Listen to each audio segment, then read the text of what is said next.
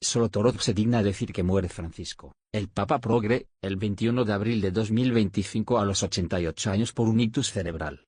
Su pontificado de 12 años estuvo marcado por su agenda izquierdista, donde bajo excusa de defensa de los pobres apoyó dictadores comunistas y la leyenda negra, criticó al capitalismo, apoyó a invasores ilegales y apoyó contra el dogma católico la bendición a parejas homosexuales.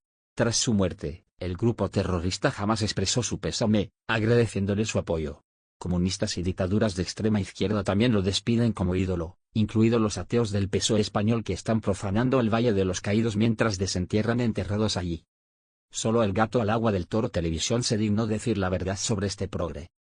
Almohadilla Papa Francisco, almohadilla muerte Francisco, almohadilla jamás, almohadilla comunismo, almohadilla dictaduras, almohadilla Iglesia Católica, almohadilla progresismo, almohadilla escándalo. Muy buenas noches, señoras, caballeros, bienvenidos al gato al agua. Ha muerto el Papa Francisco. Y si yo le digo que era un hijo de su tiempo, usted me dirá, vaya comentario más banal. Bien, sí, lo que pasa es que ese tiempo ha sido el más antirreligioso de toda la historia. Y él era Papa. Y me parece que esto es muy importante para entender lo que Francisco ha significado para el conjunto de la Iglesia Católica. Vamos a ver, un hijo de su tiempo, nació en 1936. Es decir, que toda la formación de Francisco corrió paralela a ese momento en el que se impuso absolutamente la hegemonía cultural de la izquierda y todo su mensaje de culpabilización, de sospecha, etcétera, sobre la civilización tradicional, religión incluida. Francisco pertenece a esa generación que ha tratado de hacerse perdonar ante el mundo lo que la Iglesia y los católicos han sido. Y todo eso creo que es absolutamente imprescindible para entender su pontificado. Es imprescindible para entender el hecho de que hoy se haya destacado de él, por parte del gobierno español, su compromiso con la justicia social y con el cambio climático. Y no se ríe usted porque así ha sido. No sé si algún día será recordado por su santidad. Desde luego no será recordado por la profundidad teológica de sus planteamientos. Será recordado por otra cosa. Será recordado porque, mire, es la imagen de hoy. La imagen de hoy es una periodista progre explicando lo bien que le caía a Francisco porque no parecía un papa. Y esto es una cosa que debería hacernos reflexionar, muy particularmente, creo yo, a los católicos. Al final, Francisco ha sido el papa favorito de gente que ni cree en Dios, ni va a misa y está permanentemente fustigando a los católicos porque quieren tener hijos y quieren tener todas esas cosas, ¿no? Al final ha sido el papa de los profanadores de tumbas. ¿Y con esto qué hacemos? Yo sé que en España enterramos muy a la gente, que cuando alguien se muere lo que hay que hacer es panegíricos, etcétera, pero mire, oiga, nosotros no somos así. Nosotros, además, editorialmente nos identificamos por completo con la fe católica, con la moral católica, etcétera. Así que me parece que vamos a hacer una reflexión que todo católico se está haciendo en este momento y quien diga lo contrario no dice la verdad. Esa reflexión podría sustanciarse en la pregunta que yo hacía Miklós Lukács, que era: después de estos años de pontificado de Francisco, ¿la Iglesia es una institución más fuerte, más sólida que antes o no? Pues es una de las preguntas a las que esta noche vamos a tratar de contestar aquí en El Gato al Agua. Lo demás quedará felizmente en manos del Espíritu Santo. Y en cuanto al Papa, que Dios la coja en su seno.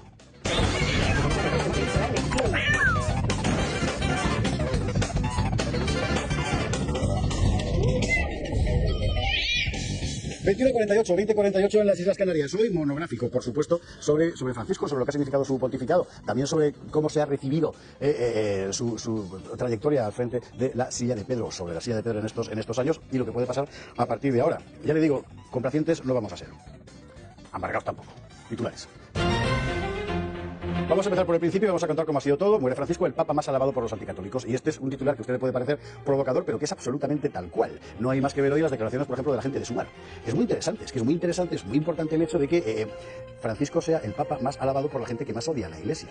Pero aquí, evidentemente, hay una reflexión que hacer. ¿Ha sido un mérito de Francisco? ¿Ha sido un demérito para el resto de los católicos? Pues una parte muy importante del pontificado de Francisco, claro, es el apartado doctrinal, como en todos los papas. En su caso no puede decirse que creo yo, que vaya a pasar a la historia, pero bueno, sabe Dios, nunca mejor dicho.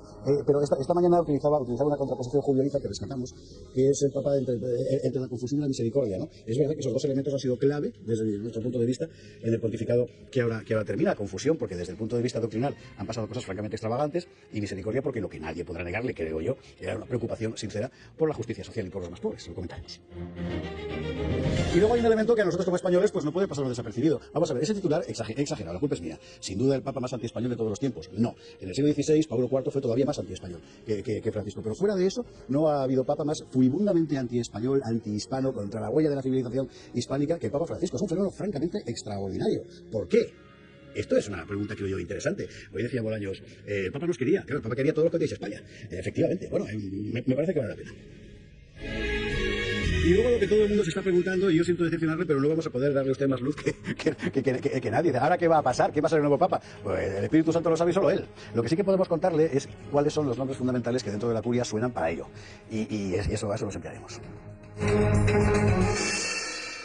¿Con quién? Bueno, pues hoy con una mesa específicamente pensada para poder hablar de esto. Don Fernando Paz, muy buenas noches. Muy buenas noches, don José Javier y demás compañeros mártires.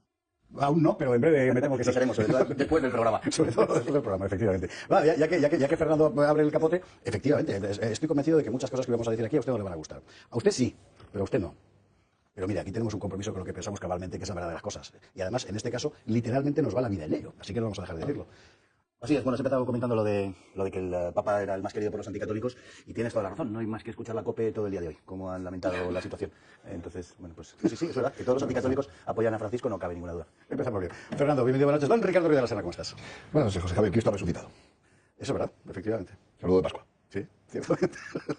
¿Ahí lo dejas? No, hombre, no, pero estaba esperando que me respondieras verdaderamente ha resucitado. Aleluya, aleluya. Claro, he dicho, si no contesta él, va a contestar Rafa Nieto, pero ahora te has quedado así. Sí, efectivamente. Sí, señor. ¿Qué tal? ¿Cómo has visto la jornada? Bueno, por una parte con tristeza, porque la muerte de un papa siempre es un momento también, no solo para la reflexión sobre su pontificado, ¿no? Sino para pensar que no sabéis el día ni la hora. En cualquier momento había todavía algún medio de comunicación hoy que valoraba que mejoraba lentamente después de que había podido comparecer para pronunciar la bendición Urbi et Orbi, ¿no? Y por otro lado, con la esperanza de la resurrección. Es decir, la Pascua no es un tiempo de duelo, es un tiempo en el que se pueden celebrar exequias, se pueden celebrar funerales y puede haber muestras de duelo, pero no es un tiempo de duelo. Y de hecho, el fundamento de la fe es que Cristo ha resucitado. Entonces, a partir de aquí también hay una lectura que se puede hacer que a mí me lleva a cierta desconfianza, un poco en la línea de lo que decías, ¿no? Hacia ciertas muestras de condolencia que provienen de los enemigos de la Iglesia. Y que por un lado nos tienen que servir de advertencia. Citabas antes a Bolaños. Bueno, Bolaños hoy ha hecho otra cosa todavía más interesante. Bolaños le ha indicado al Espíritu Santo que por este camino ha de seguir la Iglesia. Y ha utilizado además precisamente esta forma de hablar, ha de seguir. Con lo cual ya le ha dado al Espíritu Santo la instrucción de por dónde tiene que soplar. Está bien esto. Ya Sánchez se identifica con el Espíritu Santo. Ya es lo último que nos faltaba por. Ricardo, bienvenido, buenas noches. Don Julio Ariza, ¿cómo estás? Estoy bien. ¿Cuánto me le come el otro? Pues, estoy bien. Seguimos aquí en este mundo. Y desde luego no estoy yo para juzgar al ser humano Jorge Mario Bergoglio, ni al pontífice. Sí que estoy dispuesto a hacer algunos comentarios sobre el pontificado desde un punto de vista histórico y de las cosas que efectivamente ha hecho. No puedo hablar de las que he pensado, ni las que ha sentido, ni las que le han emocionado, ni de sus debilidades, ni de sus... Voy a tratar de hablar en este programa sobre todo de las cosas concretas que el pueblo fiel católico ha podido ver y registrar a lo largo de su pontificado, que son muchas, muy interesantes, y algunas de ellas han producido una enorme tristeza entre los fieles católicos. Yo creo que efectivamente ha sido un pontificado para la confusión, pero ha sido al mismo tiempo un pontificado para la misericordia. Y desde ese punto de vista, yo creo que ha contribuido a la esperanza. La misericordia es elemento esencial para la esperanza. Si no creyéramos que Dios va a ser infinitamente misericordioso con nosotros, conociéndonos como nos conocemos, sobre todo cuando llegamos a una cierta edad, pues probablemente perderíamos la esperanza. Y desde ese punto de vista, la aportación teológica del Papa Francisco a mí me parece extraordinariamente positiva e interesante desde ese punto de vista. Luego ya entraremos en detalles. Entraremos en detalles. Julio, bienvenido, buenas noches. Don Rafael Nieto, ¿qué tal? Muy buenas noches. Rafael Nieto, que publica un excelente artículo hoy en Gaceta sobre el pontificado de Francisco. Así es. Muchas gracias, José Javier, por tu invitación. Encantado de debutar en este programa que llevo tantos años viendo y disfrutando. Y han tenido unas primeras intervenciones mis compañeros de mesa espectaculares. La verdad es que estoy de acuerdo prácticamente con todos en algo. O sea, yo también creo que lo más importante de este día es que efectivamente Cristo ha resucitado y ninguna otra noticia puede eclipsar esa, porque es sin duda la fundamental. Creo que los católicos, y lo digo con toda sinceridad, tenemos que rezar por alguien que ha fallecido, que además es el Papa, y tenemos que desearle un juicio particular justo y misericordioso, y yo desde luego lo voy a hacer. Pero eso es totalmente compatible, creo yo, con lo que muy bien decía Julio, con hacer un análisis crítico de un pontificado que yo coincido, yo creo que ha sido verdaderamente calamitoso. O sea, no puedo utilizar otro adjetivo. Yo creo que es un Papa que ha dejado de hacer todo lo que tenía que hacer, sobre todo lo más importante que tenía que hacer, que era liderar moralmente la batalla contra los enemigos de la verdad. Ni siquiera contra los enemigos de la fe verdadera, que lo podría decir también, pero fundamentalmente contra los enemigos de la verdad. Y esa pelea que le tocaba liderar a él, como a todos los papas, no la ha hecho. Por tanto, el pontificado ha sido malo. De todo esto vamos a hablar paso a paso y con tranquilidad. Con tranquilidad. Bueno, enseguida nos vamos a la publi y nos metemos. 22:05, 21:05 en Canarias. Vamos a empezar desde el principio. Ha muerto el Papa Francisco. Bien, ¿quién era Francisco? ¿Quién era Jorge María Bergoglio? ¿Cuál ha sido su trayectoria personal, vocacional y finalmente papal en el pontificado? A partir de aquí vamos a ir desgranando cosas. Vamos a hablar de las encíclicas, vamos a hablar de la doctrina que deja, vamos a hablar de su relación con España, vamos a hablar de las polémicas a las que dio lugar con frecuencia deliberadamente, pues, parte de sus rasgos singulares como Papa, ¿verdad? Y vamos a hablar de lo que pueda pasar a partir de ahora. cómo funciona esto de la elección del nuevo Papa. Empezando por el principio, tenemos un trabajo que María Vallejo ha hecho para resumir la trayectoria de Francisco. El Papa Francisco, nacido como Jorge Mario Bergoglio el 17 de diciembre de 1936 en Buenos Aires, Argentina, será recordado como una figura transformadora en la historia de la Iglesia Católica. Hijo de migrantes italianos, creció en una modesta familia del barrio de Flores, donde desde pequeño demostró una profunda fe inculcada por su abuela y las monjas de su escuela. Antes de decidir seguir el camino del sacerdocio, se graduó como técnico químico, pero a los 22 años ingresó al Seminario Diocesano de Villa Devoto y poco después se unió a la Compañía de Jesús, marcando el inicio de un recorrido extraordinario. La formación jesuita moldeó su carácter austero, humilde y profundamente comprometido con los pobres y los marginados. Su camino sacerdotal fue también académico, destacándose como profesor de literatura, psicología y teología en diversas instituciones, siempre fomentando el pensamiento crítico y la sensibilidad social. Fue ordenado sacerdote en 1969 y tras desempeñar diversos roles en la Compañía de Jesús, incluyendo ser provincial de Argentina, en 1992 fue nombrado obispo auxiliar de Buenos Aires por el Papa San Juan Pablo II. En 1998 fue nombrado arzobispo de Buenos Aires y primado de Argentina, consolidándose como un pastor cercano a su pueblo, conocido por su costumbre de viajar en transporte público y vivir en un modesto apartamento en lugar del Palacio Arzobispal. Su labor en Buenos Aires estuvo marcada por la promoción de la justicia social, la evangelización y la comunión. En el contexto de la crisis económica del año 2001 en Argentina, su voz fue clave al denunciar las desigualdades y abogar por los más vulnerables. En 2001, el Papa San Juan Pablo II lo ordenó cardenal, pero fiel a su estilo, pidió a sus seguidores que no viajaran a Roma y que destinaran esos recursos a los más pobres. El 13 de marzo del 2013, el cónclave lo eligió como el Papa número 266 de la Iglesia Católica, adoptando el nombre de Francisco, en honor a San Francisco de Asís, un símbolo de humildad y amor por los pobres. Este fue un momento histórico, ya que se convirtió en el primer Papa jesuita, el primero de América y el primero de origen argentino. Desde su elección, su liderazgo estuvo marcado por un enfoque pastoral, la promoción de la justicia social y un llamado constante a la misericordia. El Papa Francisco abordó cuestiones fundamentales para la Iglesia y el mundo. Fue un defensor firme de los migrantes y refugiados, haciendo un llamado a los líderes globales para abordar la crisis migratoria con humanidad. Su pontificado incluyó visitas históricas como Irak, el Templo Al-Aqsa en Jerusalén y el Museo del Holocausto en Israel, demostrando su compromiso con el diálogo interreligioso y la paz mundial. El Papa Francisco será recordado por su cercanía con la gente y su valentía para enfrentar los desafíos de su tiempo. Su legado quedará inscrito como el de un pastor que supo unir sencillez, profundidad espiritual y un compromiso con la justicia y con la dignidad humana. Bueno, ese es el recorrido. Y yo quería, si os parece, si no vosotros podéis hablar de lo que os dé la gana, pero a mí me parecía particularmente importante para entender al personaje hablar el año en el que se ordenó sacerdote, 1969. La generación de sacerdotes a la que él pertenece, además ya mayor, ella con 30 y tantos. Es decir, que estamos hablando del post-concilio Vaticano II y de la enorme transformación que supone en la Iglesia, y no tanto desde el punto de vista propiamente teológico, ¿verdad?, como desde el punto de vista, a dejar las bandazas, sociopolítico. Aquí todos los que nos hemos criado en un barrio obrero sabemos lo que es el cura rojo de toda la vida, claro. Y es esa época. Y esa época es en la que Francisco Bergoglio todavía, ¿verdad?, se ordena sacerdote. Y muchas cosas cambian por completo en la mentalidad de los sacerdotes mucho antes de que cambie la mentalidad de los fieles. Y la Iglesia se transforma. Y se produce una situación trágica. Muy buena parte de los sacerdotes piensan que están haciendo una revolución que refresca la Iglesia, y los fieles empiezan a irse en masa. Y la sociedad se descristianiza. Y eso pasa en ese tiempo. Bueno, pues ahí es que os quería yo poner el balón para que rematéis por donde empezáis. Ricardo, por ejemplo. Mira, a propósito de este dato que me parece muy interesante, yo creo que hay tres claves que orbitan, ¿no?, en torno a este dato del año de 1969. Por una parte es el periodo de la Guerra Fría. Es decir, Jorge Mario Bergoglio ha nacido antes de la Segunda Guerra Mundial, pero su vida religiosa, se gradúa, etcétera, como sacerdote, se ordena como sacerdote, se gradúa como técnico químico, se desarrolla en el tiempo de la Guerra Fría, que en Hispanoamérica, y particularmente en Argentina, tuvo algunas características singulares respecto a lo de Europa. Primero, los partidos comunistas fueron más débiles porque parte de esa sensibilidad social la tomaron ciertos movimientos populistas de derecha, en el caso, o de tercera vía más que de derecha, habría que introducir muchos matices, pero de tercera vía, que en el caso de Argentina es el peronismo. Creo que hay una segunda clave interesante, es la época en que la Unión Soviética, viendo que los partidos comunistas lo tienen difícil para abrirse paso en las sociedades nacionales, tratan de penetrar en el tejido social a través de dos instituciones. Una son las Fuerzas Armadas, a las que tratan de infiltrar. Hay un famoso historiador argentino, el Tata Joffre, que escribe un libro titulado Fue Cuba, donde precisamente se cuenta cómo fue el esfuerzo de la inteligencia cubana, castrista, por supuesto, para infiltrarse en las sociedades hispanoamericanas y tratar de desactivar a las Fuerzas Armadas. Y en segundo lugar es la Iglesia. Y los servicios de inteligencia soviéticos tratan de infiltrar a las iglesias, promoviendo la sensibilidad social que terminará dando la teología de la liberación. Se infiltran también en el Consejo Mundial de Iglesias, el Movimiento por la Paz, en distintas organizaciones. Con lo cual ese clima que tú describes no es un clima inocente, es un clima inducido, es un clima creado desde circunstancias políticas que brotan y manan de la injusticia y de las desigualdades, pero que son aprovechadas por la izquierda para tratar de influir sobre las sociedades. Y creo que hay una tercera clave, y termino. Es un momento en el cual en la Iglesia se plantea un debate que es un debate de fondo, no es un debate menor, es un debate teológico profundo, que es, ¿qué va antes? ¿Si Cristo o el reino? Históricamente el centro de la revelación es Cristo. Cristo es Dios que se revela a sí mismo. Por lo tanto, todo lo que la Iglesia haga, todo lo que la Iglesia construya tiene que tener a Cristo en el centro. Si desplazas a Cristo del centro y colocas al reino, colocas un determinado orden social que asocias a la justicia o a la igualdad, pero quitas a Cristo de la ecuación, terminas teniendo el problema que se está presentando hoy en buena parte del mundo occidental, que es la conversión o la pretensión de convertir a la Iglesia, se suele decir muchas veces con una visión equivocada, en la mayor de las ONGs, porque se trata de desplazar a Cristo del centro. Y frente a esto, yo estoy muy de acuerdo con la reflexión que hacía antes Julio, tenemos que ver la historia de la Iglesia también desde esa perspectiva, ¿no? ¿Cuál es el papel que Cristo ha ocupado y que Cristo ocupa en el centro de la vida de la Iglesia? Fernando, Rafael, Julio. Bueno, yo creo que el gran acontecimiento del siglo XX, por encima de otros que tienen una mayor espectacularidad seguramente, es el de la radical secularización de Occidente. Es decir, otras cosas al final son más coyunturales, por más que puedan haber ocupado un espacio muy amplio de tiempo.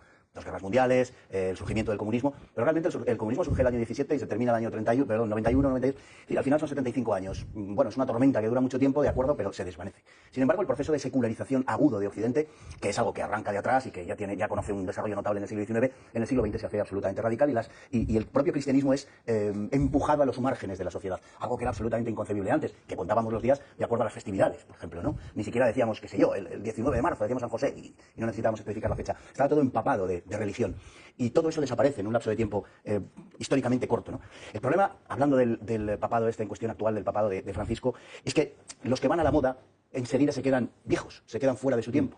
Mientras que los que puedan tener una perspectiva, bueno, no me gusta llamarlo así, pero para entendernos conservadora o tradicional, pues lógicamente son menos dependientes del tiempo histórico. Yo cuando veía a Francisco, lo has apuntado tú, José Javier, yo cuando veía a Francisco veía a los curas progres de cuando yo era pequeño. Claro. Yo también, o sea, a mí no me parecía Francisco en absoluto moderno, a mí me parecía viejo. Sinceramente, y no me refiero a la persona, ¿no? Me refiero a sus modos, a sus maneras, a los objetivos que buscaba. Yo creo ya incluso que en los últimos tiempos ni siquiera percibió que realmente se está produciendo un cambio en el mundo, porque probablemente a partir de una cierta edad, no sé decir cuál, ¿no? Pero todos somos presa de nuestro tiempo, del tiempo en el que nos criamos y crecimos, y a todos nos pasa que llega un momento en que no entendemos ya lo que está sucediendo. Yo creo que esto le ha pasado al propio Francisco, sobre todo, como digo, en los últimos tiempos. Era un hombre muy pegado a su tiempo, y también hay que decirlo, y para mí es el gran, en fin, lo que me permite calificar el pontificado de devastador, muy pegado al mundo. Como decía Chesterton, la Iglesia tiene que dirigir al mundo, no seguir al mundo, no estar en el mundo, sino dirigirlo. Esa es la Iglesia que todo católico quiere. Y en el caso del pontificado de Francisco lo que ha pasado es exactamente lo contrario. Es una Iglesia que en muchos casos ha sido difícil de distinguir de los grandes poderes globalistas. Se ha querido presentar desde mi punto de vista y yo creo que ha sido, como decir, sin ser enteramente consciente de ello, de verdad que lo pienso, pero objetivamente se ha querido convertir en el brazo moral del nuevo orden globalista. Claro, eso está muy bien, pero el problema es que saca a Dios del medio, y entonces es lo que dice Ricardo. Si quitas a Cristo... Ha sido la coartada moral del globalismo, esa es la realidad. Si cogemos los principales temas que ha tratado el ecologismo, el medio ambiente, la inmigración y la cuestión de los homosexuales, etcétera, el asunto LGBTI, ha sido la coartada moral del globalismo. De estos ítems vamos a hablar enseguida con Carlos Esteban, deduciéndolos de las encíclicas y otros textos de Francisco, precisamente. Pero Rafa, Julio, luego Ricardo quería apostillar. Bueno, yo creo que habéis hablado de un año, que es el 1969, y hemos hablado del Concilio Vaticano II. Quiero recordar que fue Pablo VI quien pronunció la famosa frase de "el humo de Satanás ha entrado por las ventanas del concilio". Bueno, el humo de Satanás está claro que ha sido la masonería, la infiltración masónica en la Iglesia Católica, que es algo que nadie puede negar. Hay libros escritos con abundante documentación al respecto. Y la infiltración masónica, es decir, la desnaturalización, el ataque a la Iglesia Católica desde dentro, explica muchas de las cosas que han ocurrido después. Fundamentalmente, el olvido de Cristo. Efectivamente, cuando tú pones la justicia social, entre comillas, porque la justicia social está en la doctrina tradicional de la Iglesia, ha estado siempre. Claro. Es decir, San Francisco de Asís no creo que fuera precisamente sospechoso de estar con los ricos, ni San Antonio de Padua, ni Santa Teresa de Calcuta. Es decir, la Iglesia ha estado siempre con los pobres y menesterosos. Siempre. San José de Calasanz. Efectivamente, y muchísimos más. Es decir, que eso de por fin un Papa Bergoglio que está con los pobres es pues un señuelo izquierdista que carece de ningún sentido. Es decir, que es una estupidez. Por eso cuando se dice que el Papa Francisco ha traído a gente a la Iglesia Católica, yo digo que no es verdad. Lo que han atraído es a la idea que esas personas tienen de lo que la Iglesia Católica debería ser para ellos. Dicho de otra manera, el buenismo papal. Pero el buenismo no tiene nada que ver con la Iglesia Católica. La Iglesia Católica, el católico no tiene que ser buenista, tiene que ser íntegro, tiene que respetar la verdad y tiene que ser caritativo, es decir, tiene que pensar en las necesidades reales de la gente que más sufre. Pero el buenismo es otra cosa. El buenismo es lo que la gente espera de la Iglesia. Lo que está diciendo hoy Irene Montero, una de las personas más dañinas y nocivas para la sociedad española, europea y mundial, diciendo que es que, claro, ha sido una pérdida terrible porque gracias a este Papa hemos tenido mucho más en cuenta todos a los menesterosos y a los pobres. Es que no es así, y además hay que decirlo claramente que no es así. Es interesante que cuando los enemigos de los católicos no consideran enemigo a un Papa, joder, da que pensar, ¿eh? Es que da que pensarlo, Julio, y luego postillar Ricardo. A ver, yo no soy teólogo, mínimamente filósofo y sin completar los estudios de filosofía. Siempre me ha interesado el pensamiento, la historia del pensamiento, y también me ha interesado muchísimo todos los temas que hacen referencia a mi propia confesión religiosa, que es soy católico. Hay dos momentos que me llenaron de sorpresa con el Papa Francisco. Hay algunos más, pero voy a hacer referencia a dos. El primero son las memorias del cardenal Daniels, que era el cardenal de Malinas, Bruselas, en las que relata cómo hubo un grupo de cardenales que se reunían en el cantón de Zug, en Suiza. Lo hacían sistemáticamente anualmente, Y en esas reuniones y en sus posteriores conversaciones por otras vías telemáticas, hablaban de cómo podían impedir que el cardenal Ratzinger llegara al papado. Eso lo confiesa el cardenal Daniels en esas memorias y además explicitan que el candidato para lograr ese objetivo era un cardenal, un obispo en ese momento que estaba en la diócesis de Buenos Aires que se llamaba Jorge Mario Bergoglio.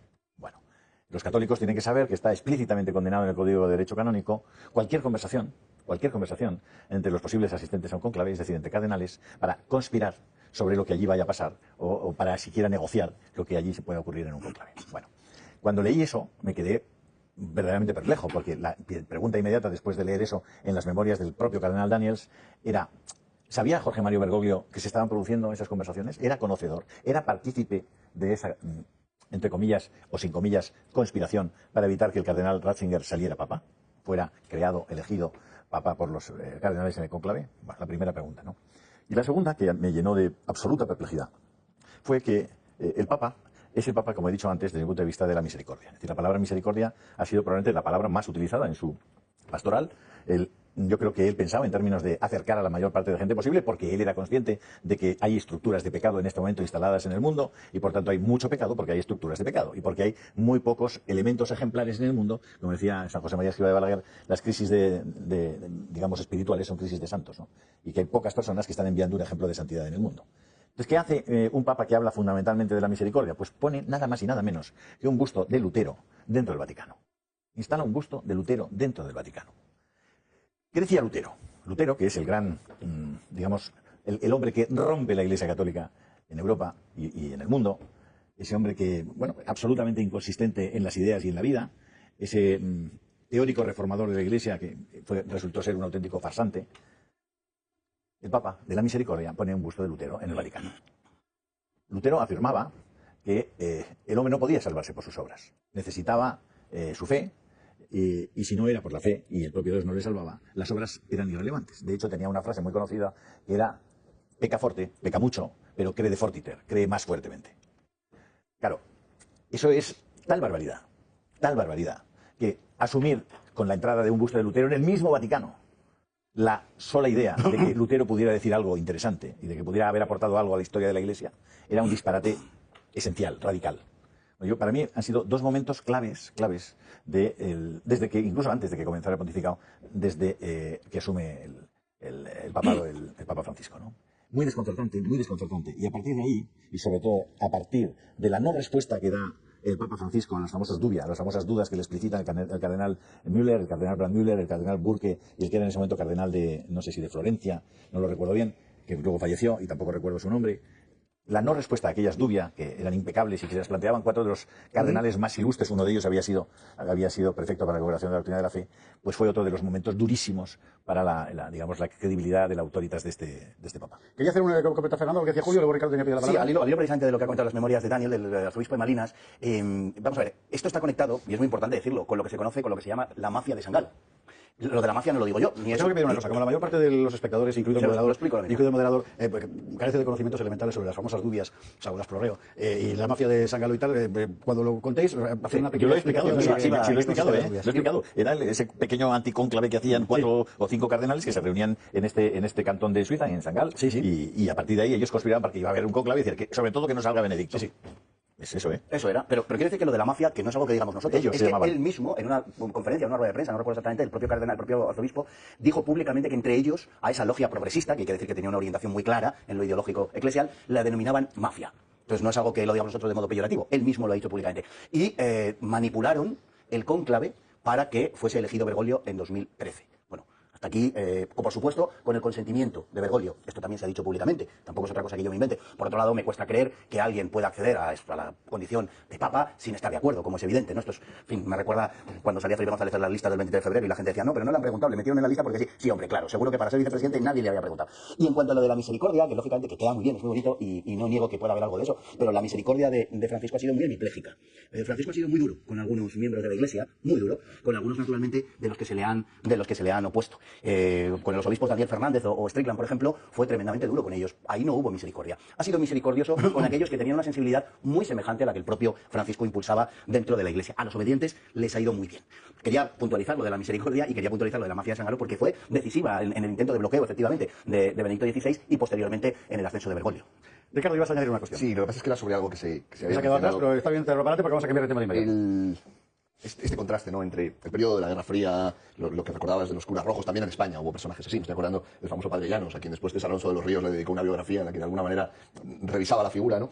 Pero este periodo de formación, que en algunas cosas coincide con el movimiento woke actual, tiene sin embargo otros puntos de choque. Entonces se daban situaciones peculiares, ¿no?, o chocantes. Por ejemplo, las palabras que tiene el Papa Francisco acerca del aborto, donde dice el aborto es un asesinato y los médicos que lo practican, dice literalmente, son sicarios. Claro, hay una parte de esta luna de miel de la izquierda con el Papa, quien toma como modelo de estas ideas, que ahora se encuentra en una situación difícil. Cuando esta mañana dice el ministro Bolaños, era un Papa bueno, uno tenía que pensar y decir, primero, señal de alarma, porque si Bolaños te está elogiando, cuidado. Es decir, este elogio nunca va a ir ni en beneficio de la Iglesia, ni en beneficio de los católicos, ni en beneficio de la defensa de la fe. Pero por otro lado, uno también dice, en aquellas cosas en las que no coincidía, eran precisamente donde afirmaba los puntos de vista más tradicionales y más asentados en la doctrina de la fe. Y esto es una cosa que subraya Rafael en su artículo, que como usted puede corregir por el perfil de su intervención, no era particularmente partidario, sin embargo tú subrayas que cuestiones centrales, aborto, eutanasia, matrimonio, autodeterminado matrimonio sexual, etcétera, Francisco no se aporta un milímetro del... Sí. Y yo creo que precisamente, si somos justos, es decir, precisamente reconocemos las cosas en las que lo ha hecho bien. A mí no me duelen prendas. Efectivamente, esto que acaba de decir Ricardo ha sido muy, muy evidente, su defensa de la vida. Y precisamente, siendo esto muy positivo, digo que eso le ha hecho especialmente peligroso. Porque entonces toda la parte que le ha comprado la izquierda y los enemigos de la fe parecía investida de una mayor credibilidad para los católicos, puesto que estaba defendiendo cosas que eran buenas por otra parte. Y entonces decían, bueno, si defiende esto que está bien, entonces todo lo que dice el Papa, no, todo lo que dice el Papa no está bien. El Papa se equivoca, y este especialmente se ha equivocado mucho, y este sobre todo, ha habido varios de vosotros que habéis dicho esa palabra hasta el momento, ha creado una enorme confusión doctrinal, que es lo último que puede hacer un Papa. Porque, insisto en esta idea, si algo tiene que hacer un Papa es defender la verdad. Esa es la primera obligación de un Papa, defender la verdad, que es Cristo. Y si no haces eso, como no ha hecho Bergoglio, lo que estás creando es una enorme confusión, que va al final hacia esa parte de los católicos con menos formación. Y aquí ya sí me aventuro yo a decirlo, pero posiblemente acierte, no es precisamente la más pequeña. Es decir, la mayoría de los católicos posiblemente tienen problemas de formación bastante graves que al final hacen que este tipo de meteduras de pata no ayude para Rafa, es que al mismo tiempo, estoy al 100% de acuerdo contigo.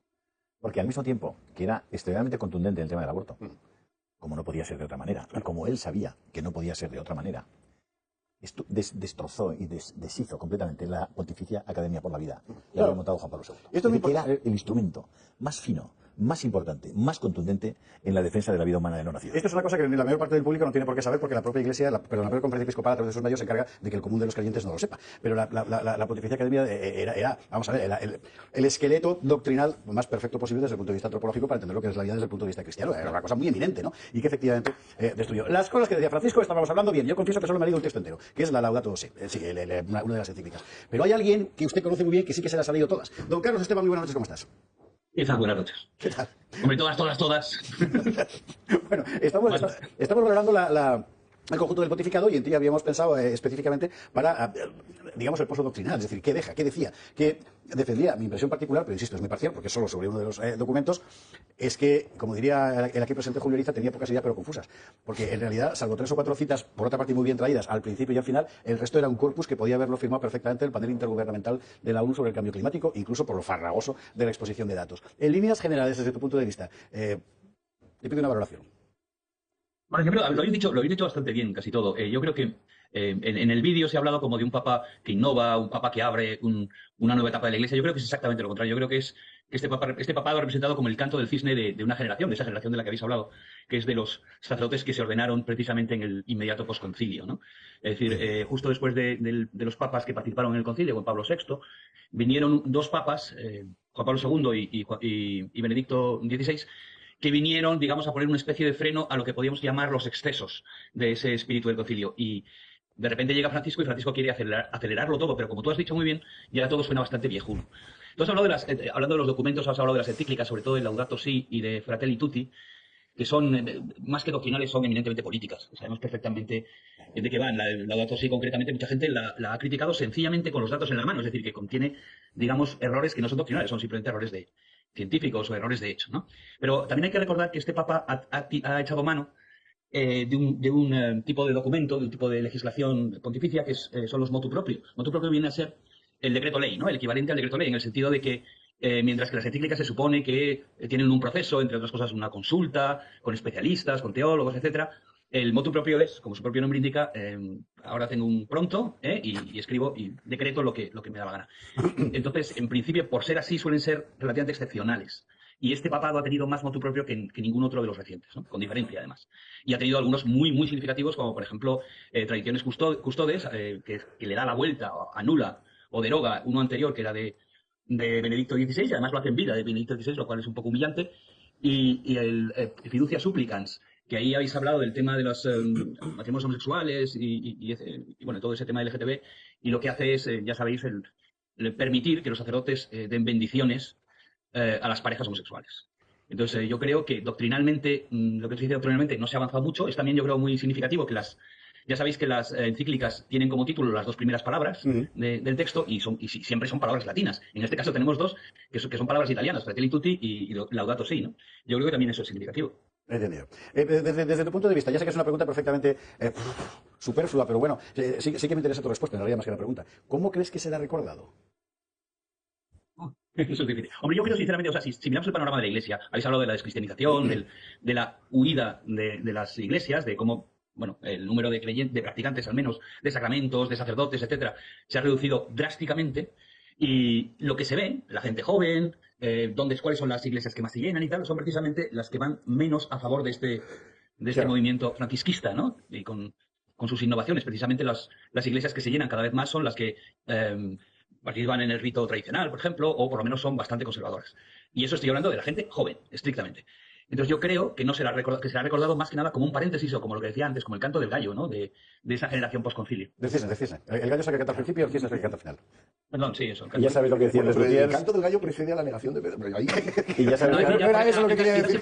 Y ya sabes lo que decían los Ricardo no luthiers. líes, Ricardo no líes. Carlos, es lo que decían los luthiers, que preguntados acerca de si era verdad que el cisne canta antes de morir, contestaban, claro, no va a cantar después. Perfectamente. El canto del cisne. Por cierto, pieza magnífica de los Carmina Burana de Karl Orff, si tienes que escucharlo, es una maravilla. Carlos, nos vemos el viernes en Úsares.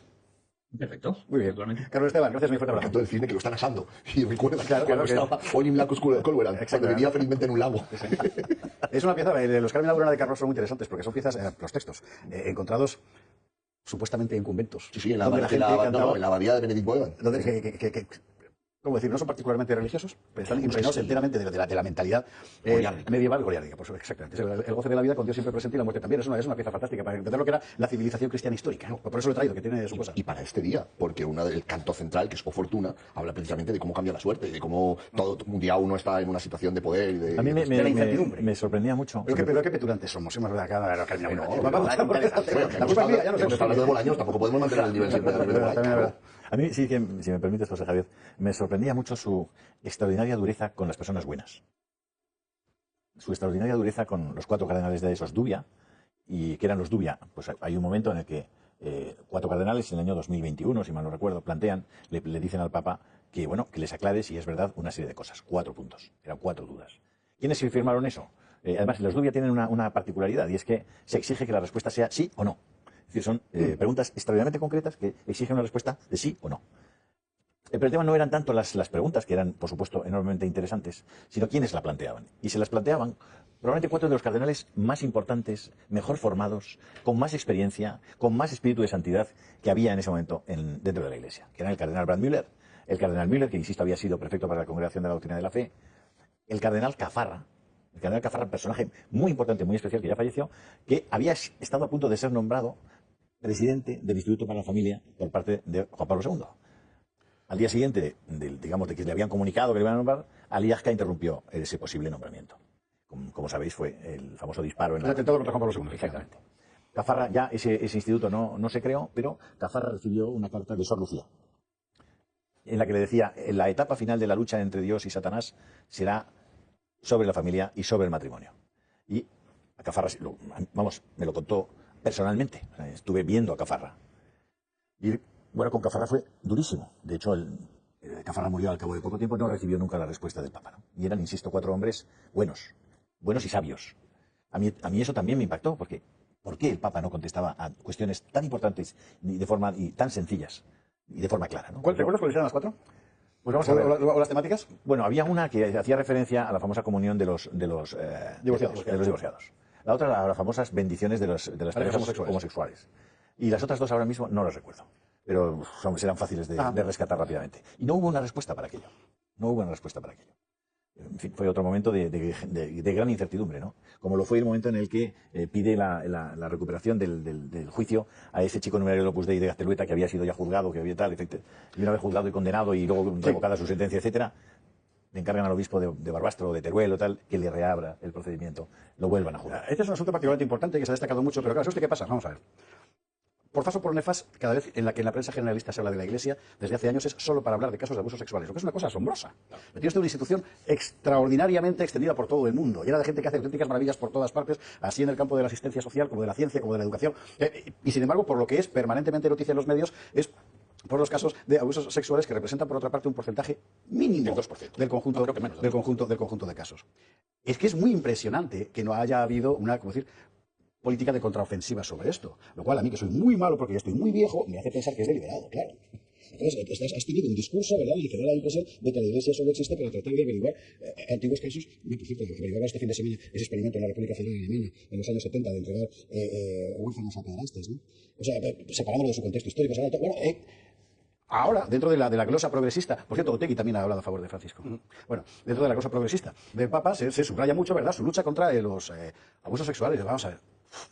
Usted, ¿os dais cuenta, hermanos, lo digo sin ningún ánimo irónico, de que estamos todos comprando el discurso del enemigo? Bueno, los primeros, perdóname, José Javier, yo he visto recientemente el anuncio en el que la Conferencia Episcopal Española les pide a los católicos, les pide a los españoles que pongan la cruz del por tantos, ¿no? Y ves el spot, y en el spot lo que se ve es que la Iglesia y sus organizaciones caritativas acogen, miman y tratan espléndidamente a los inmigrantes. Y tú dices, vamos a ver, quienes han comprado el discurso del adversario son los obispos españoles en muchos casos. Es decir, la manera segura de construir un mundo en el que sean queridos, amados y cuidados los inmigrantes es evangelizar a los españoles. Es decir, no hay manera más segura. Y a los países de donde salen los inmigrantes también, a pedir dinero para la Iglesia, en fin, con el objetivo de cristianizar a la sociedad, que va a ser la que va a hacer posible ese objetivo secundario que está entramado con el primario, pero que es el secundario. ¿Por qué no pides el dinero para evangelizar a los españoles, para recristianizar España? ¿Por qué? Hay que irse a la publicidad ya. A la vuelta vamos a hablar de las polémicas de Francisco, ya que desde el punto de vista mediático ha sido con frecuencia lo más comentado, no siempre de forma grata, de forma agradable. Vamos a ver, no es un anecdotario, aunque saldrán algunas cosas puramente anecdóticas. No es, ¿cómo decir? Un talante, un estilo. Ya decía Josep de Mestre que el estilo es el hombre, ¿verdad? Vamos a la publicidad y a la vuelta, más. 21:51 en Canarias, seguimos debatiendo en la mesa, ya le contaré de qué, porque es muy importante, y más después de la catarata de discursos banales de hoy. Decía Feijóo, decía que le han preguntado que quería ir a Galicia, que quería ver las... Ay, Dios mío, estábamos hablando de la cuestión de las anécdotas del Papa, ha sido muy particular, porque es verdad que una de las virtudes, si se les puede llamar así, políticas del Papa Francisco, en tanto que cabeza de la Iglesia, ha sido una vertiente mediática muy acusada. Vertiente que él desde el principio ha cultivado de forma frecuentemente provocativa, un poco Boca Juniors, con perdón, ¿verdad? Y que ha dejado un rastro anecdotario formidable. Marina Neira nos hace un breve resumen y la comentamos. El Papa Francisco ha estado al frente de la Iglesia Católica 12 años, más de una década en la que contó con grandes apoyos, pero también protagonizó varias polémicas. Una de ellas es la afinidad y apoyo de la izquierda más radical y bolivariana. En 2016 el pontífice recibió a Nicolás Maduro en una audiencia privada en el Vaticano y le dio su bendición. 12 años de pontificado en el que no ha habido momento para España, a diferencia del Papa Juan Pablo II, que visitó nuestro país en 5 ocasiones, y Benedicto XVI, que vino 3 veces. El Papa Francisco no pisó suelo español en ninguna ocasión. De hecho, es junto con Alemania el único gran país de Europa que no visitó, a pesar de las numerosas invitaciones que recibió por parte de responsables políticos, obispos y periodistas. Uno de esos rechazos fue la invitación en 2015 a los actos del centenario de Santa Teresa de Jesús en Ávila. Concedió 3 entrevistas para televisiones de nuestro país, 2 de ellas para Jordi Évole de La Sexta, y también este mismo periodista contó con la participación del pontífice en su documental. Aluvión de críticas las que recibió cuando animó a Ucrania a negociar con Rusia. En concreto habló de tener el coraje de izar la bandera blanca y negociar. El coraggio de la bandera bianca. En negociar. El Papa deja abierta la disputa con Israel tras pedir investigar el posible genocidio en Gaza, que coincidió con los bombardeos en zonas cristianas del Líbano. La relación alcanzó su peor nivel en años, e Israel acusó al Papa de causar un daño muy grave en el mundo cristiano, además de señalar al Vaticano por tener una doble moral. En 2015, en un vuelo Milán-Roma, el Papa Francisco utilizó un lenguaje coloquial y un tanto crudo para hablar de la natalidad. Habló de una paternidad responsable y señaló que para ser buenos católicos no hay que ser como conejos. Debemos ser como conigli, ¿no? Pese a su característico buen humor, también hemos visto momentos en los que el Papa lo perdía, como en esta ocasión en la que aparta a una feligresa en la plaza de San Pedro, o esta vez en la que el Papa Francisco llamó egoísta a un joven que tiró de él cuando se despedía en un encuentro con jóvenes en México. El Papa Francisco también ha sido muy crítico con quienes niegan el cambio climático, especialmente en su segunda encíclica de fuerte contenido ecologista. En ella sugirió la necesidad de una verdadera autoridad política mundial para afrontar lo que llamó problemas de fondo, que no pueden ser resueltos por acciones aisladas de los países. Y por medio, pues la Pachamama, la campaña de las mascarillas y de la vacuna, cosas que quizá por un exceso de exposición mediática, en mi humilde opinión, la verdad es que eran oportunidades de llevarse lo que cordialmente en Valencia llamamos un calbot y en castellano colleja, porque eran meterse en camisa de 11 varas, sinceramente. ¿No te produjo perplejidad, José Javier, ver al Papa con una neumonía bilateral, que le acaban de retirar una cánula con oxígeno, verlo bajar sin mascarilla y sin guantes, tal como se exigían durante el COVID, porque había un peligro enorme de contraer una neumonía bilateral, pero había que ponerse la mascarilla por si no estabas faltando a la caridad y además había que ponerse guantes? ¿No te sorprendió que con una neumonía bilateral de 88 años lo bajaran sin mascarilla a San Pedro, a dar las manos y a saludar a todos los allí presentes? A mí no. Pero a él debería haberse... Que alguien me lo explique. A él lo debería haber extrañado un poco, ¿no? No, decir, ¿pero qué estoy haciendo? Qué inconsciente e insensato soy, ¿no? Esto también forma parte del pontificado, hay que contarlo. Es decir, ha habido sobreexposición mediática que él ha cultivado y que claro, tiene riesgo, tiene una gran ventaja. Para mucha gente te conviertes en alguien muy cercano y muy presente, incluso para ti, Yolanda Díaz y eso, y al mismo tiempo las oportunidades de meter la pata se multiplican. Bueno, se llegó a acuñar el chascarrillo de tienes más peligro que el Papa subiendo un avión, porque cada vez que subía un avión hacía una declaración como poco inoportuna. Pero yo no creo de verdad que se deba a una cuestión de oportunidad o inoportunidad. No creo que sean ocurrencias del Papa, aunque algunas sí caben archivarlas como tal, pero dentro de un marco general. Él estaba orientado ideológicamente de una manera muy evidente, su lenguaje gestual y el verbal también, cuando recibía a unos líderes y a otros, era muy distinto. Cuando visitaba a Evo Morales o cuando, por ejemplo, ¿no? Cuando visitaba o cuando le venía a visitar a alguien que no era de su gusto, en fin, ya se entiende claramente, ¿no? Entonces, no es una cuestión de que el Papa pues tuviera incontinencia verbal o algo parecido, en absoluto. Es una posición ideológica muy clara. Y luego ha habido cuestiones que lo retratan, es decir, esa petición, porque él, en todo esto es muy importante una cosa, el contexto en el que estamos. Es decir, hoy he visto algunos artículos de gente que citaba literalmente los pronunciamientos del Papa acerca de... Oiga, claro, es que hasta dónde hemos llegado que estamos valorando como un aspecto positivo que el Papa se ha pronunciado en contra del aborto. Pero claro, faltaría más. O sea, quiero decir, y además, que ahí quiero enlazar con lo que decía Rafa antes, es que precisamente eso es lo peligroso, por decirlo de alguna manera, porque es lo que le daba valor en cuanto a sus opiniones y arrastraba otras que son profundamente perjudiciales. Yo creo que hay una serie de puntos en el papado. El primero es que él se olvida de lo que venía denunciando Ratzinger durante años, de la dictadura del relativismo, y se acerca enormemente a ese relativismo, a ese mundo que Ratzinger estaba fustigando con toda justicia. Es decir, señores, que el mundo es el que se equivoca. Aquí parece que estamos en lo contrario. Es interesante, perdón que te interrumpa, es que hay una idea, con perdón, una ocurrencia si queréis, que me sugirió a mí el pontificado de Francisco todo el tiempo, es la siguiente. Vamos a ver. Una cosa es el amor al prójimo y otra cosa es buscar permanentemente que el prójimo te ame. Son dos cosas distintas. Completamente. Y el amor al prójimo lo excluye también decirle al prójimo que está haciendo mal algo, si tú crees que lo está haciendo mal. No lo excluye, no te obliga. Entonces, esta especie de giro sentimental, afectivo e emocional en buena parte de la Iglesia, no solo en Francisco, pero bueno, a mí me ha parecido siempre muy llamativo porque, sí, pues consigues que Yone Belarra te adore, vale, y que hoy te despida diciendo que la tierra le sea leve, como ha puesto Yone Belarra en un tuit, rememorando la fórmula latina, ¿verdad? Bueno, precristiana. Claro. O sea, en realidad no es el mundo que tú buscas, es simplemente el mundo. Punto. Porque ha jugado a lo mismo, porque está jugando lo mismo que juegan los grandes poderes y que juega la política, está jugando al emotivismo, al buenismo, cuando la Iglesia es el último reducto de la razón. Y eso es lo que subrayaba permanentemente Ratzinger. Claro, es que frente al reino de la locura en la que vivimos, la Iglesia es el último reducto de la razón. Y eso es lo que pontificado, como este pontificado, ha volado por los aires. Su simplismo teológico, su infantilización, el revoltijo ecumenista que ha hecho, confundiendo unas cosas con otras, confundiendo universalismo con cosmopolitismo, la confusión en las encíclicas, bueno, las frases sobre la vacuna, que es un acto de amor la vacuna, en fin, no me voy a cebar en esto, pero válgame Dios, y nunca mejor dicho, ¿no? El descenso de vocaciones que ha habido en la Iglesia, que ha sido sencillamente abismal durante el pontificado del Papa, ¿no? Es decir, todo esto ha ido siempre, sus formulaciones al respecto de la emigración, por ejemplo. El Papa, cuando se pronuncia en este sentido, no puede, en Fratelli Tutti, no puede ignorar, y no lo hace, de hecho, el contexto. Cuando se pronuncia en ese sentido es, repito, diferenciando, o sin diferenciar en su caso, pero tendríamos que diferenciar lo puramente asistencial al hermano que está sufriendo efectivamente de favorecer una serie de movimientos, un movimiento que está ahí, que está impulsado por las grandes agencias globalistas, por las mafias y por las ONGs, y en lugar de ir a la raíz de esta cuestión, lo comentabais antes, las denuncias que ha hecho Sarah, por ejemplo, en lugar de reivindicar el derecho de las personas a desarrollarse en su cultura, lo que ha hecho ha sido impulsar todo este tipo de fenómenos que son nocivos para las sociedades de destino y para las sociedades de procedencia a las que se empobrece de una manera brutal y probablemente decisiva. Ese es el problema que ha tenido, que ha jugado a ser, como hemos dicho, la coartada moral del globalismo. Ese es el resumen del pontificado en términos políticos. Y hay que hacer una lectura política porque el propio Francisco ha querido hacer de su pontificado un pontificado político. A ver, ahora mismo que se apuesta que se jubila Klaus Schwab, el doctor muerte, el de Franco de Comunidad, han diciendo que se jubila el fútbol irreversible. Vamos a ver si yo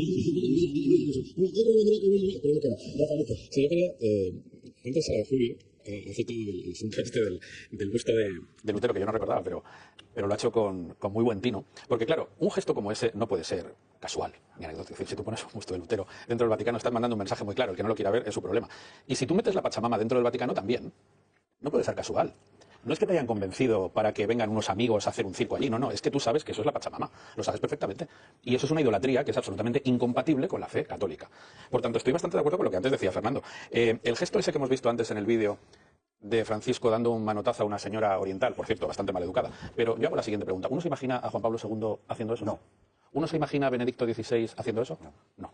Es decir, es una anécdota, sí, es una anécdota, pero es una anécdota que revela algo. Y es algo que chirría. Dices, un papa amonesta, un papa corrige, pero un papa tiene que saberse comportar también, incluso en una situación en la que a cualquiera de nosotros nos pueden sacar de quicio, pero a ti no, porque tú eres el representante de Cristo en la tierra. O, por ejemplo, el tema de fiducia supplicans. ¿Cuál es el problema de fiducia supplicans? Que se empeña en querer dar la bendición a lo que no se puede bendecir. Porque a la persona homosexual individualmente, si está en gracia, que lo puede estar, claro que se le da la bendición. ¿Cuál es entonces el problema? El problema es que hay que bendecir algo que está condenado desde siempre, desde San Pablo, por la Iglesia Católica. Y eso, al final, es intentar empujar la doctrina de la Iglesia y la verdad al terreno progre. Es que no es otra cosa. Es decir, la única explicación que tiene este disparate que es fiducia supplicans, por cierto, rechazado por la inmensa mayoría de obispos africanos, que se negaron a aplicarlo, es el empeño de querer llevar la Iglesia al mundo, cuando la Iglesia no hay que acercarla al mundo, hay que acercarla a Cristo. Julio, Ricardo, dos intervenciones y nos vamos a la publicidad. Pues que esto es... No quiero decir una cada uno, ¿eh? Sí, sí, la verdad es que hay tantas cosas. Pues claro, ver cómo la Iglesia hoy, la Conferencia Episcopal Española, la Iglesia hoy, la jerarquía de la Iglesia hoy, renuncia a lo que supuso, por ejemplo, la Iglesia española en 1934, 35, 36. ¿Cómo han olvidado la castración en vivo del obispo de Barbastro, al que hicieron comer sus propios testículos estando todavía vivo? Cómo hubo miles y miles de personas asesinadas por el solo hecho de ser católicos, de ser cristianos. Y cómo hoy todo aquello parece, bueno, una cosa que hay que olvidar, hay que resignificarla, hay que... A ver, que hay un honor a la verdad, una obligación de veracidad y un respeto hacia lo que han hecho el cardenal Gomá o el cardenal Play Daniels o los numerosos obispos que ensalzaron lo que se hizo en defensa propia en este país. En defensa propia, porque era la izquierda radical, los comunistas, los anarquistas, los que la montaron.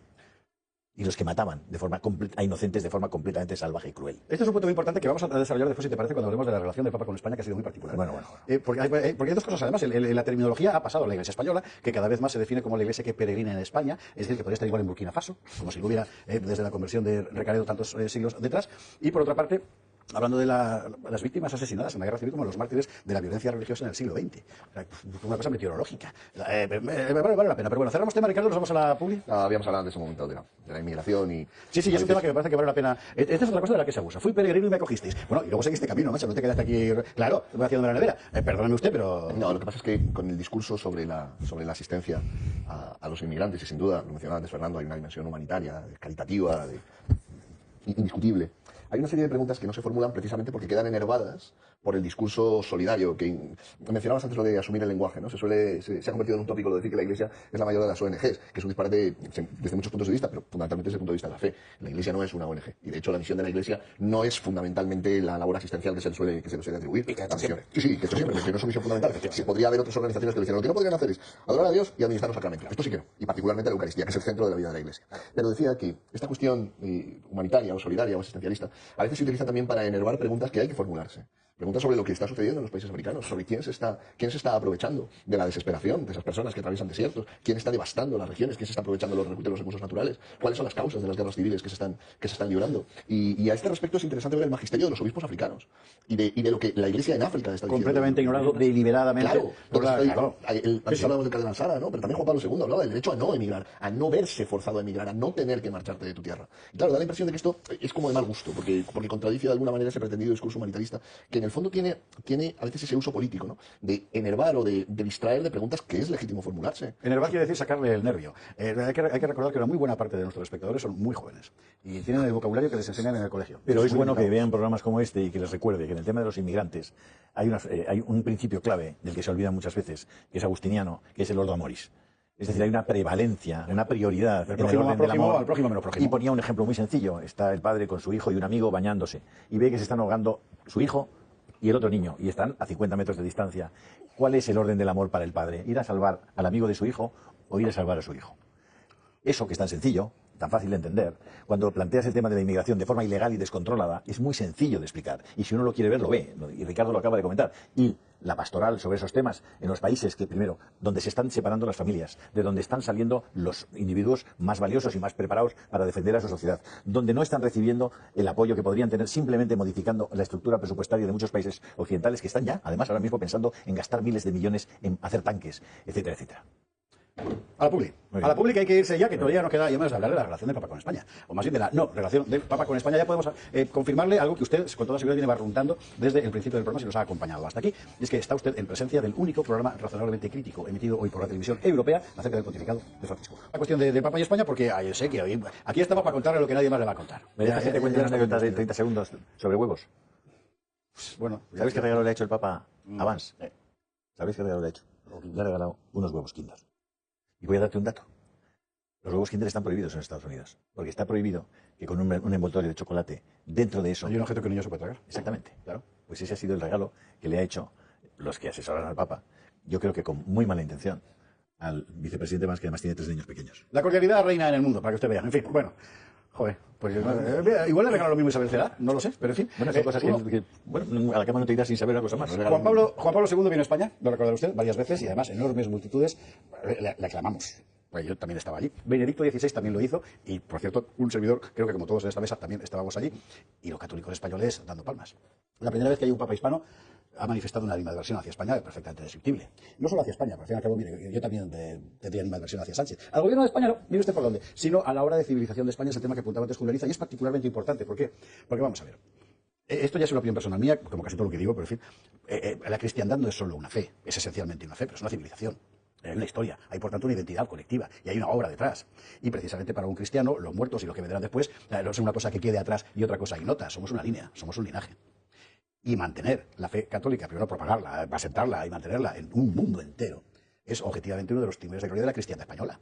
Joder, oiga, pues resulta que no, que somos muy malos.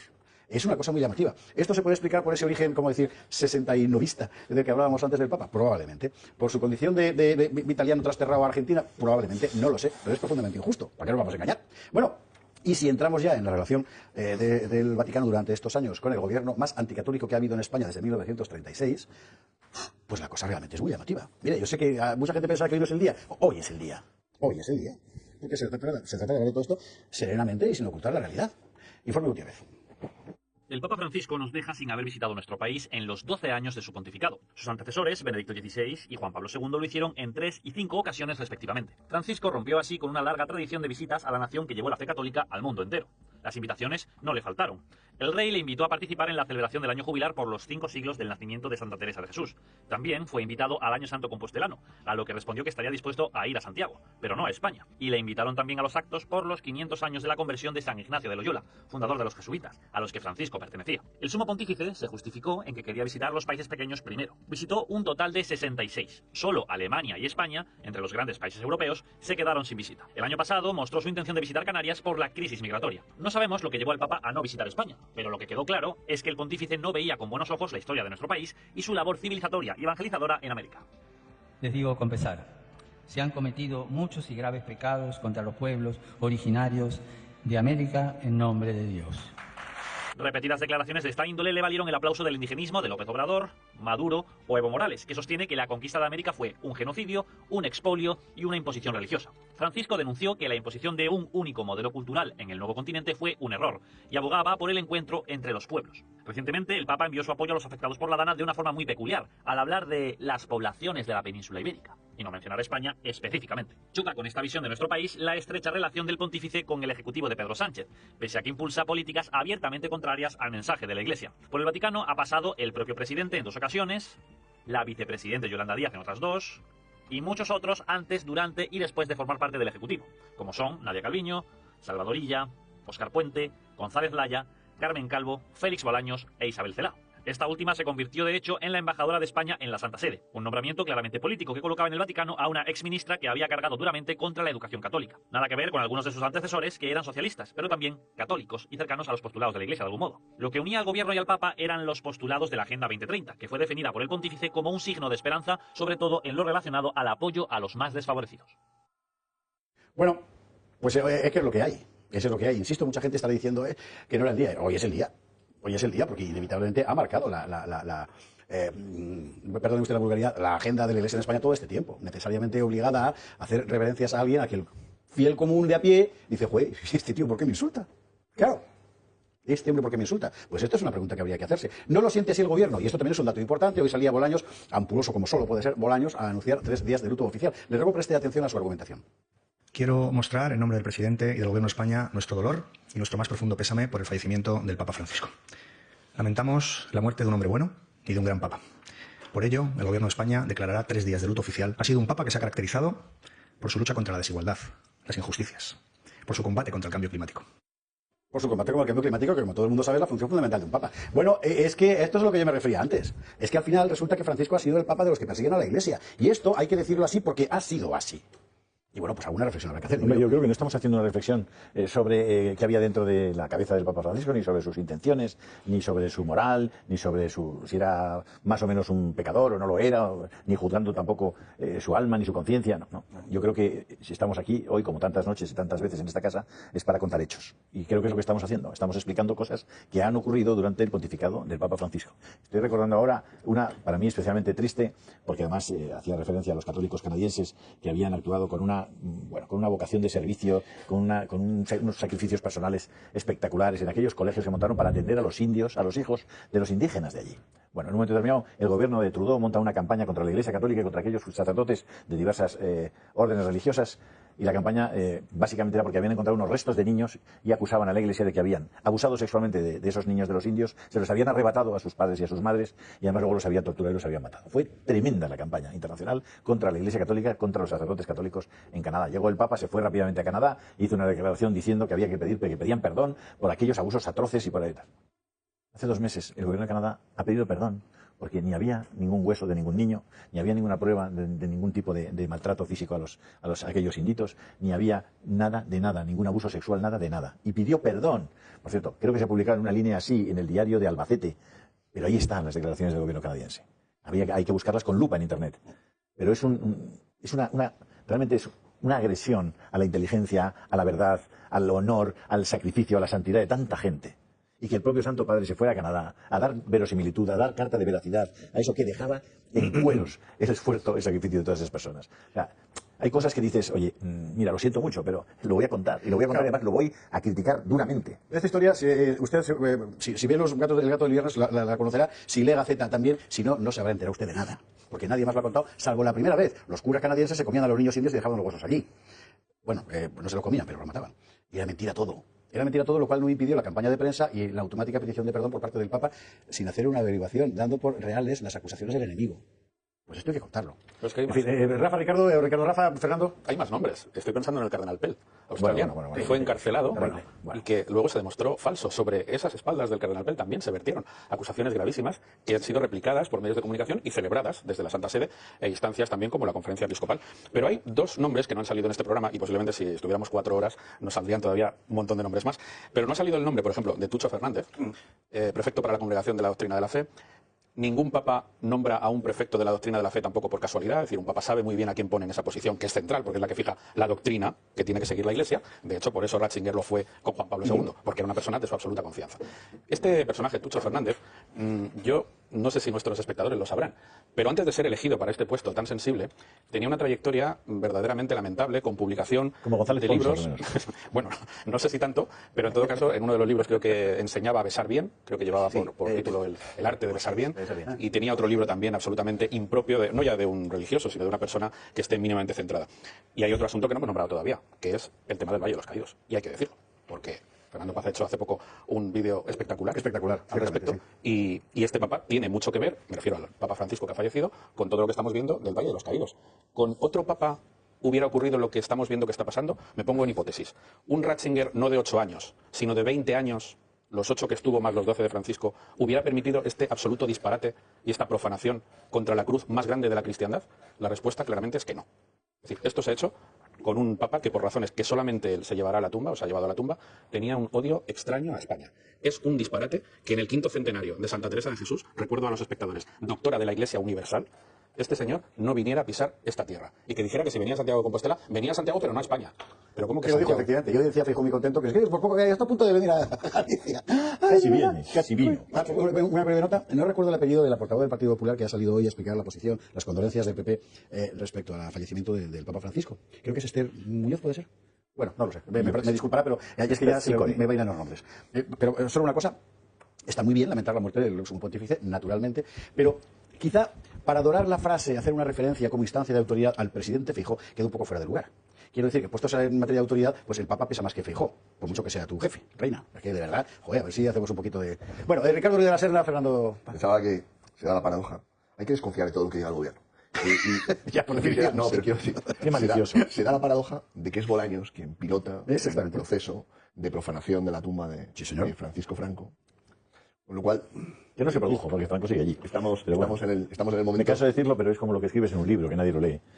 Franco sigue allí, Ricardo, no salió. Pero si leemos los libros. Que no salió, pero no salió. Como si fuera gallego. Estaba pensando, por una parte, en la paradoja de Bolaños, ¿no? Es como no me cree. Sí, Julio, como no te voy a creer.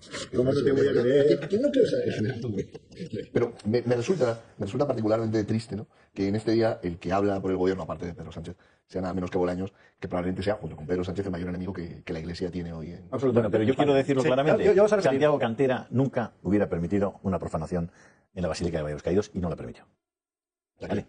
Que lo que vimos fue, o lo que se vio fue una performance. Bueno, pero estamos saltando demasiado a un tema. Julio está abriendo un melón que no es un melón, es el melonar, el melonar primigenio. La madre de todos los melonares. La madre de todos los melonares. Lo hablo porque así que un día hablamos solo de eso, es decir, de las serias dudas que hay de que lo que se sacó del Valle de los Caídos el día de la profanación de la tumba de Franco fuera realmente la tumba de Francisco Franco. Esto es otra historia. Si la metemos ahora, se nos va el programa de hermano, que no vea. Sí, era por fastidiar. Pero sí que, está muy bien la cosa, pero sí que es muy importante subrayar que efectivamente todo el proceso de acoso primero, y esperemos que no derribo del Valle de los Caídos desde hace años, habría sido imposible sin la connivencia, por lo menos, de Roma. Porque es que es allí donde iban todos a hablar.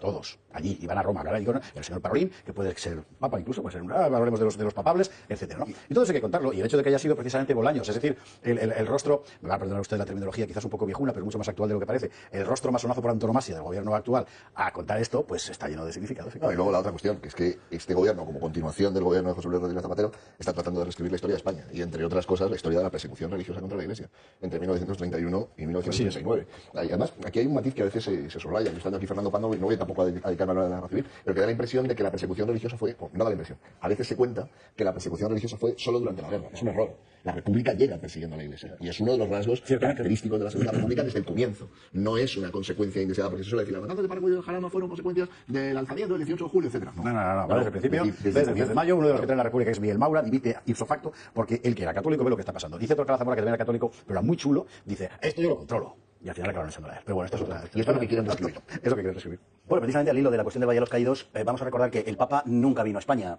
pero España sí fue al Papa. España no, la anti-España, el gobierno. Porque el gobierno ha ido 10 veces. O sea, altos cargos del gobierno han ido a Roma hasta en 10 ocasiones. Más de las que han ido a Estados Unidos. Yo no sé qué interés particular tiene este gobierno en esas relaciones con el Vaticano, en esas relaciones con Roma, pero me lo puedo figurar, entre otras cosas, viendo lo que está pasando en el Valle de los Caídos y el respaldo del pontificado a ese saqueo, de esa profanación del Valle de los Caídos. Y por lo que vemos, por el tuit que el Vaticano puso con motivo de la Dana de Valencia, que no fue una Dana, que fue otra cosa, pero en fin, con motivo de ese tuit, pues vemos cómo a su santidad le pasaba lo mismo que a Pablo Iglesias, que le costaba decir España, ¿no? Pablo Iglesias decía que no podía pronunciar la palabra España, porque se le atragantaba y todas estas cosas. Es que hemos visto cada cosa. ¿Usted no se acuerda de eso, verdad? ¿A que no? ¿A que se le había olvidado? Pues de un vicepresidente de gobierno, que no podía decir la palabra España. No, lo del Papa. Y el Papa, bueno, ya lo hemos visto, decía que venía a la península ibérica, ¿no? Yo creo que la Iglesia en esa práctica se ha convertido durante este pontificado en una especie de calcomanía del mundo, se ha pegado tanto que se ha confundido absolutamente con el mundo, desentendiéndose del pontificado anterior de Benedicto XVI. Y de Juan Pablo II, por supuesto, que repetía Tierra de María. Por supuesto, y de los pontificados que le antecedieron. Incluso casi te diría que hasta el de Pablo VI, pero es otra cosa. Yo creo que, vamos a ver, en Occidente, hablo de esta proximidad entre el Papa y el poder del mundo, porque en Occidente estamos asistiendo a un movimiento de condena general de nuestro pasado. Es decir, este Occidente se siente habilitado moralmente para, desde el Olimpo moral que se ha autoconcedido, condenar todo el pasado, toda la historia de la humanidad. Es un sinfín de errores, de guerras, de muertes, de crímenes, de discriminaciones y bueno, toda la historia humana, por tanto, debe ser execrada. Algo parecido está sucediendo en la Iglesia. El otro día lo recordaba Carlos Esteban, por cierto. Algo parecido está pasando en la Iglesia. Es decir, la Iglesia quiere desligarse de un pasado que le resulta antipático, sencillamente. Y por eso estamos viendo una gran parte de los movimientos que estamos viendo. Y ahí es donde entra España.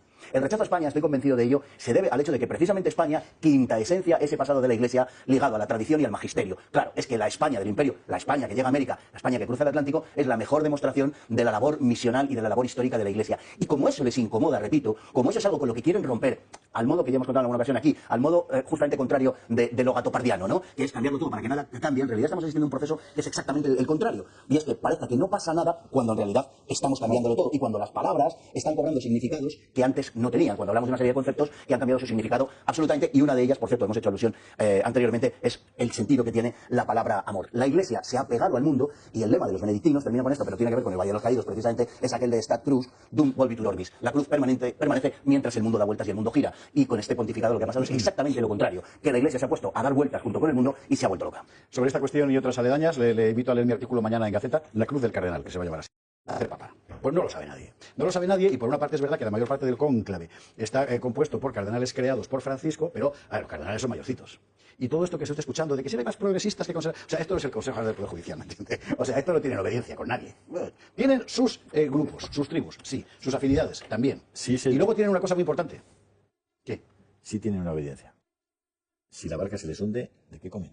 Bueno, bien, eso es bien, vale. No. Eso es importante. Cuidadín con el oro de San Pedro. Digo, cuidadín. Claro, y luego hay que entender una cosa, es decir, vamos, por decirlo en términos un poco menos pedestres que Julio, todos ellos están comprometidos, lógicamente, con la finalidad de la supervivencia de la institución a la que pertenecen. Claro. ¿Quiénes son? Pues mira, tenemos un vídeo que hemos hecho hoy contando lo fundamental del cónclave, cuál es el procedimiento, ¿verdad? Que es nuestro tema 6, querida Raquel, así que nos vamos con él y comentamos. El Papa Francisco ha fallecido hoy a los 88 años de edad, un pontífice que transformó la Iglesia Católica. El mundo y en especial los católicos siguen conmocionados. ¿Pero qué ocurrirá ahora? En noviembre del 2024 el Papa Francisco aprobó una nueva edición del documento que regula el rito fúnebre tras la muerte de un pontífice. Ahora la persona que más peso tiene en la Iglesia pasa a ser el camarlengo, el funcionario de la corte papal que se encarga de administrar los bienes y los ingresos de la Santa Sede. A partir de hoy se organizan 9 días de luto y el camarlengo administra la Iglesia de forma temporal, pero sin tomar ninguna decisión. Tras esos 9 días los cardenales son convocados en Roma, quienes serán los encargados de votar al nuevo pontífice. Pero las reglas para esto son claras. Solo pueden votar los cardenales menores de 80 años y el número de electores no puede superar los 120 cardenales. Durante la votación, la Capilla Sixtina se encuentra totalmente cerrada. Se realizan hasta 4 votaciones al día, 2 por la mañana y otras 2 por la tarde. Cada votación incluye escribir el nombre de un candidato en una papeleta y colocarla en la urna. Para ser elegido, un candidato debe reunir los 2/3 de los votos, pero de no lograrse, se repite la votación. Tras 3 días sin resultado, se hace una pausa de reflexión y de oración. ¿Y cómo se anuncia la elección del nuevo Papa? Cuando no hay mayoría, las papeletas se queman y aparece la fumata negra. Cuando hay elección, se genera un humo blanco, conocido como la fumata blanca, que anuncia al mundo que la Iglesia Católica tiene un nuevo pontífice. Hoy el mundo mira hacia el Vaticano y toda la Iglesia reza por el alma del Papa Francisco. Bien, ¿y quiénes son los papables? Que esto es un clásico, ¿verdad? Recuerda aquellos tiempos célebres en los que desaparecía Paloma Gómez Borrero contando quiénes eran los papables. En fin, eran unos tipos encantadores. Bueno, hay algunos nombres, creo que podemos ver aquí los más significativos. Esto, insisto, yo lo saco porque lo está sacando todo el mundo. Y hay que sacarlo porque además obedece a una realidad. Pero, ¿cómo decir? Mi fe en las quinielas periodísticas sobre los papables, qué decirle, o sea, es prácticamente nula, ¿eh? Pero bueno, estos son algunos nombres muy importantes, por cierto. Hoy le preguntaban, o sea, a un especialista, un vaticanista de estos que hay, le preguntaron en una cadena de radio, bueno, pues, ahora toca un africano. Y decía, no, que esos son todos muy de derechas. ¿Por qué? ¿Qué es lo que estaba diciendo antes Ricardo Ruiz de la Serna? Es que donde se está exigiendo un rigor muy completo sobre el discurso real de la Iglesia Católica es en las comunidades africanas, efectivamente. Hay una vida de fe en África, de la que a menudo no se habla, por desgracia, en España, pero que está alimentando y sosteniendo la Iglesia, donde, por cierto, en algunos países africanos la Iglesia ha sufrido una persecución terrible. Por ejemplo, los mártires muertos a manos de Boko Haram, que es una de las organizaciones terroristas más violentas, y de esto normalmente no se habla, y sin embargo, la vida de la Iglesia en África está sufriendo además prisiones a manos, por ejemplo, de las organizaciones, de las agencias de Naciones Unidas, donde se tratan de imponer políticas en materia de familia, en materia de aborto, con el eufemismo de la salud sexual y reproductiva, pero que en realidad se trata del aborto y de la eugenesia y de eutanasia. No quedan 9 minutos, así que os voy a preguntar vuestro papa favorito. ¿Cómo sería? Yo creo que el favorito, vamos a ver, pues por elegir, si tuviera que elegir yo. Si tú fueras cardenal, si yo fuera cardenal, Dios me libre a mí y a la Iglesia Católica, si yo fuera cardenal, yo votaría por Sara, sin duda. Pero yo creo que tiene pocas posibilidades, porque tiene 79 años, porque sus posiciones tan decantadas, es decir, en defensa de la verdad, pero estamos aquí hablando de una cuestión política, le van a restar apoyos. Y creo que según transcurra, o si el concilio se alarga un poquito, yo creo que Peter Erdo, el húngaro, podría ir teniendo más posibilidades como un candidato, digamos, razonablemente para entendernos, conservador de consenso. Digamos que una especie de situación así. De no ser así y de no llegarse a tener que negociar y demás, entiendo que podría ser Tagle, el filipino, del que ya se habló en su momento, que estuvo en las quinielas en su día. Es el filipino. Dios quiera que no sea Parolín. Y luego hay un español, que es el arzobispo de Rabat, Cristóbal López, que dado el predominio de lo islámico, la entrada masiva de inmigración islámica en Europa, podía ser una jugada politiquera de las que nos tienen acostumbrados. Pero yo espero, desearía, Sara, y espero que como mal menor que fuera eso. ¿Es lo que se Rafa Nieto? Yo creo que teniendo en cuenta que el epicentro del maremoto mundial político está en Washington con el presidente Trump, me permitís una pequeña licencia literaria, ¿verdad? El Espíritu Santo en forma de paloma podría pasar por Norteamérica, volver a Roma y traernos al cardenal Burke como nuevo papa. ¿Es la posición de Rafael Nieto? Julio Ariza.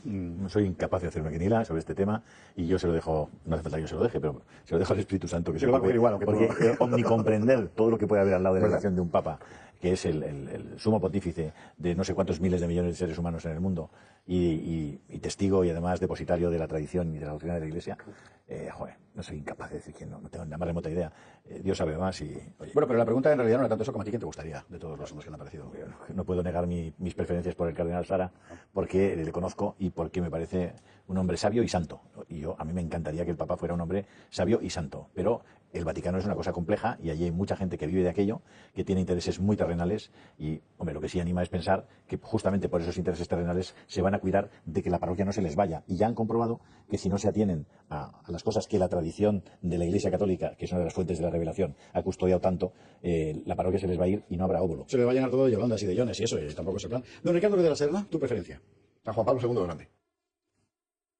O sea, eso jugar con ventaja, normal. De acuerdo, Benedicto XVI. No, eso también jugar con ventaja. Bueno, ahora que lo has planteado, la idea es que Fernando Paz puede ser papá, no me termino no lo sé, la verdad, José Javier, no tengo favorito. O sea, quiero decir, no soy experto en esto, no me atrevería a decirte por la trayectoria de este. En este sentido estoy con Julio, confío en el Espíritu Santo. Sí querría que fuera alguien que custodiase la tradición, que afirmase el centro de la vida de la Iglesia, la Eucaristía, Cristo como revelación, Dios que se revela a sí mismo, y a partir de ahí lo que el Espíritu Santo diga. El problema del Espíritu Santo es que los hombres no dejen actuar. O sea, es que el Espíritu Santo sí, quiere hacer su trabajo, pero la libertad humana sí se lo impide, que es, me temo, lo que ha pasado en algunos casos. De hecho, Benedicto XVI lo recordaba y decía, bueno, el Espíritu Santo, si hubiera dependido de él, la elección papal, muchos de los papas de la historia no hubieran llegado a ser pontificio, ¿no? Es decir, que el problema es que la libertad humana que interfiere. Ojalá fuera una elección del cielo. Hay que hacer Fernando Paz Cardenal ya. Cardenal es una palabra de origen latino, viene de cardo, que significa bisagra, gozne. Originalmente se supone que la elección de tal nombre tiene que ver porque con que son los goznes a través de los cuales la cabeza máxima de la Iglesia, que es el Papa, actúa sobre el mundo. De ahí esa singular condición del cardenal, que es al mismo tiempo alguien que tiene las mayores responsabilidades espirituales y las más problemáticas responsabilidades terrenales. Todos conocemos cardenales que han querido ser santos desesperadamente. No conocemos a ningún santo que haya querido ser cardenal.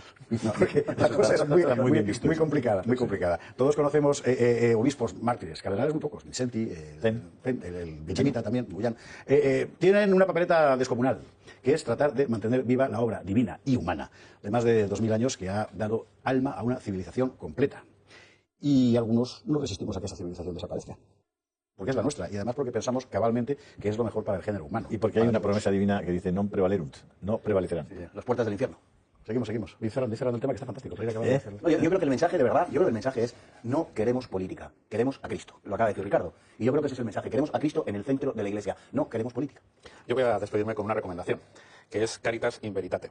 Si alguien tiene un ratito, más de un ratito, porque se tarda un poco en leerla, es la más larga de las 3 encíclicas de Ratzinger, es absolutamente maravillosa de principio a fin, condensa perfectamente lo que ha sido toda la doctrina de la Iglesia y se ve cómo ese Rottweiler de Dios, que era como llamaban a Ratzinger, habla de los necesitados, habla de los trabajadores, habla de todo esto que la izquierda le ha atribuido maliciosamente en exclusiva a Francisco. Y que es un texto magnífico, por cierto. Ratzinger es inagotable, no es una cosa. En fin, bueno, señores, a todos de verdad mil gracias. A ustedes sobre todo por habernos acompañado en este programa que ha sido único fundamentalmente por el perfil de los contertulios de esta noche para contar lo que cabalmente creemos que hay que contar, que es la verdad de las cosas.